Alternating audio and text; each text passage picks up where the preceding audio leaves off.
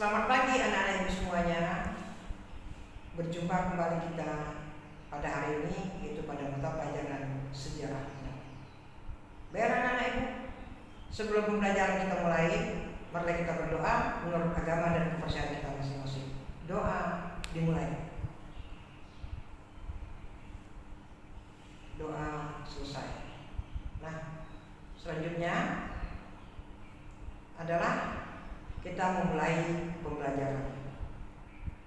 Materi pembelajaran kita pada minggu yang lalu adalah tentang revolusi Amerika. Dan materi pembelajaran kita pada hari ini adalah tentang revolusi Prancis. Tujuan dari materi pembelajaran adalah siswa dapat memahami dan menjelaskan latar belakang lahirnya revolusi Prancis. Baik anak-anak ibu, materi pembelajaran kita ini akan dijelaskan melalui link video. Oleh karena itu kamu buka video dan fokus kamu mendengarkan penjelasan materi pembelajaran pada hari ini.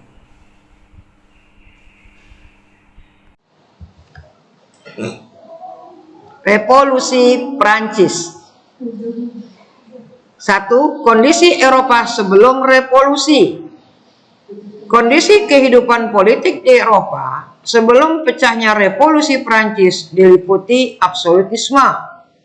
Hal ini secara tidak langsung disebabkan oleh berkembangnya ajaran Machiavelli pada abad ke-17 di Eropa oleh Niccolo Machiavelli dalam bukunya yang berjudul Il Principe, yaitu Sang Raja, mengatakan bahwa kekuasaan raja berlaku absolut atau mutlak.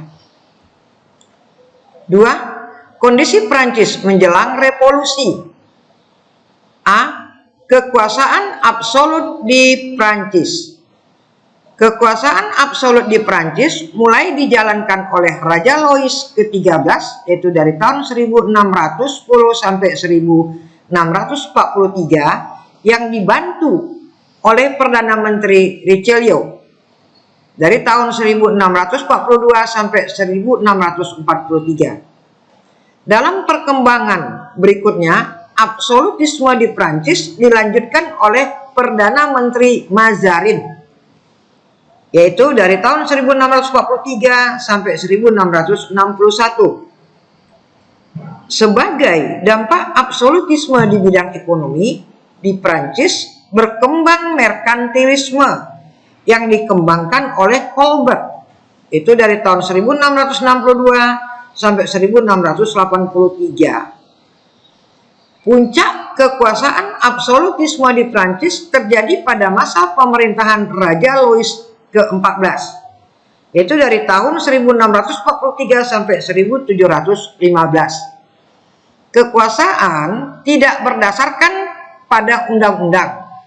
Anggaran kenegaraan tidak disusun secara jelas, tidak adanya kepastian hukum, dan kekuasaan dijalankan tanpa batas. Satu hal yang paling menonjol dari sifat absolutisme Raja Louis ke-14 adalah ucapannya yang terkenal, yaitu "L'État est moi", negara adalah saya. B. Munculnya tokoh-tokoh pemikir. Kekuasaan absolut yang berkembang di Eropa pada abad ke-17 dan ke-18 menyebabkan munculnya gerakan-gerakan yang menentang kedudukan raja. Gerakan ini dipelopori oleh kaum masyarakat kota. Adapun tokoh-tokoh yang menentang kekuasaan absolut raja tersebut diantaranya 1. John Locke, tokoh pemikir dari Inggris. Ia memperkenalkan sistem monarki parlementer.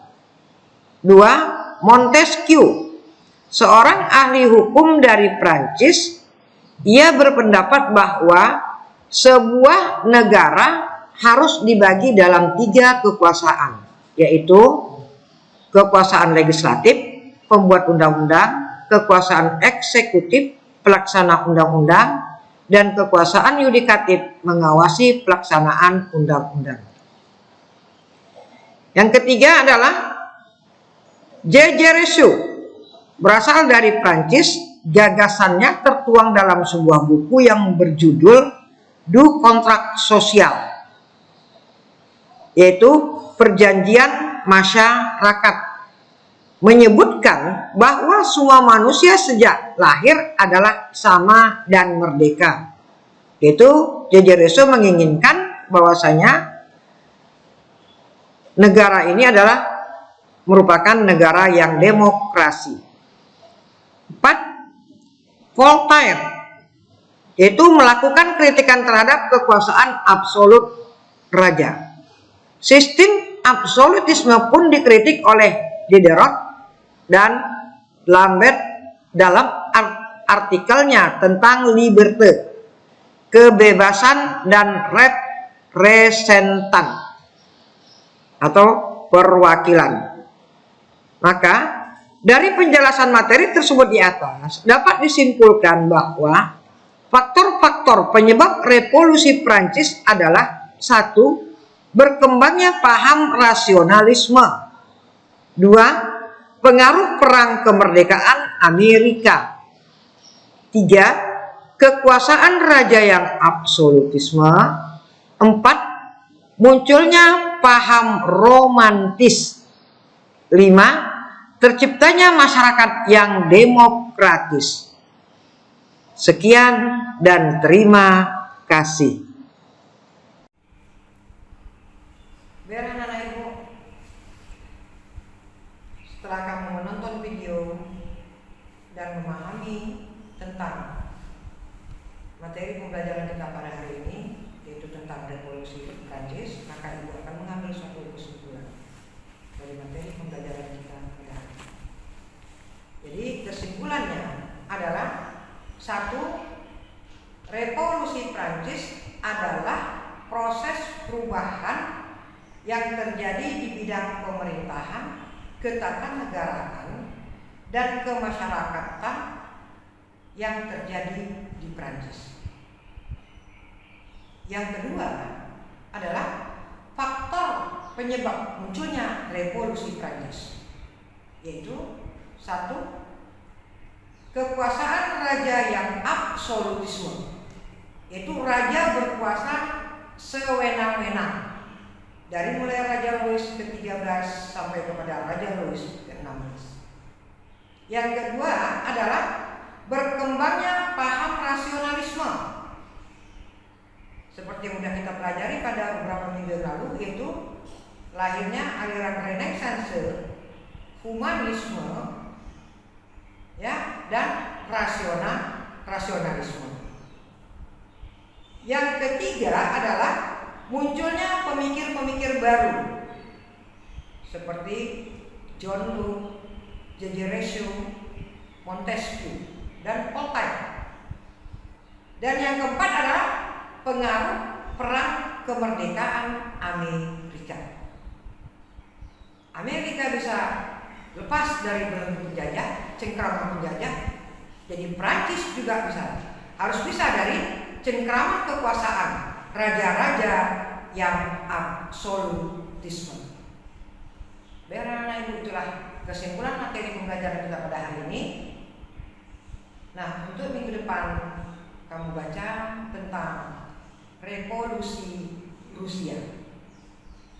Baiklah, sebelum ibu akhiri, ibu tetap berpesan jaga kesehatan, istirahat yang cukup, tetap kamu menjalankan ibadah. Akhir kata, ibu ucapkan selamat pagi, tetap semangat.